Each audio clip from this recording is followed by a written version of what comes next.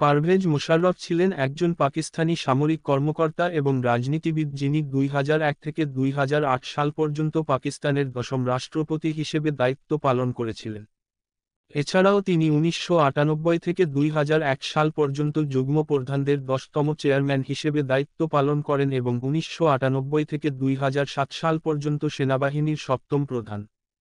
থাকার অভিযোগে দেশটির উচ্চ আদালত তাকে এবং আজিজের বিরুদ্ধে গ্রেপ্তারি পরোয়ানা জারি করার পর তাকে অংশগ্রহণের জন্য অযোগ্য ঘোষণা করা হয়।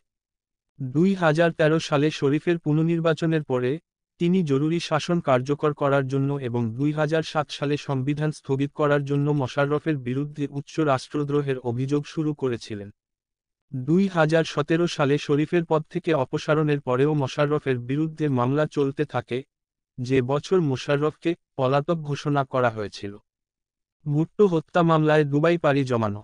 2019 সালে মোশাররফ অনুপস্থিতিতে 2007 সালের পাকিস্তানের জরুরি অবস্থা বেআইনি আরোপের জন্য উচ্চ রাষ্ট্রদ্রোহিতার জন্য দোষী সাব্যস্ত হওয়ার জন্য বিশেষ আদালত মৃত্যুদণ্ডে দণ্ডিত হন। বিশেষ আদালতের রাষ্ট্রদ্রোহের সাজা পরে 2020 সালে লাহোর হাইকোর্ট অসাংবিধানিকভাবে বাতিল করে। স্বৈরশাসক মোশাররফ 2023 সালের ফেব্রুয়ারিতে সংযুক্ত আরব আমিরাতের দুবাইতে 79 বছর বয়সে অ্যামাইলয়েডোসিসের দীর্ঘস্থায়ী কেসে আক্রান্ত হওয়ার পর মারা যান।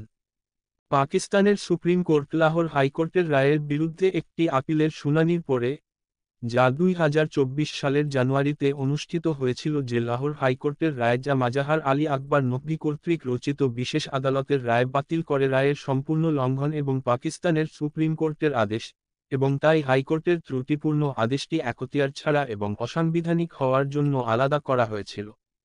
10 জানুয়ারি 2024-এ পাকিস্তানের সুপ্রিম কোর্টে উচ্চ রাষ্ট্রদ্রোহিতার জন্য মোশাররফের দোষী সাব্যস্ত হওয়ার বিরুদ্ধে ফৌজদারি আপিলও খারিজ হয়ে যায় এবং সুপ্রিম কোর্ট বলে যে বিশেষ আদালতের দ্বারা রাষ্ট্রদ্রোহের জন্য মোশাররফের দোষী সাব্যস্ত হয়।